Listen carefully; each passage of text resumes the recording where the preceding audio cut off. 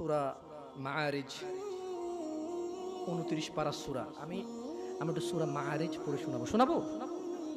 এরপরে সূরা মাআরিজ পড়া শেষে আমি দুনিয়ার অনেক কথা আছে এখানে সূরা মাআরিজে। আমি শুধু তরজুমা পড়বো, তাফসির পড়বো না।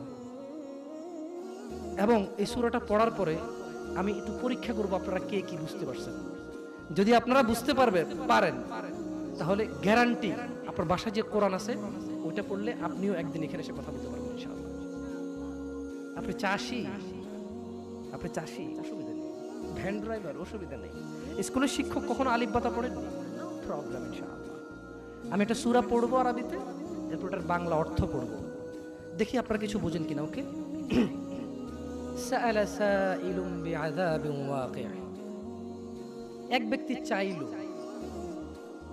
সংঘটিত হোক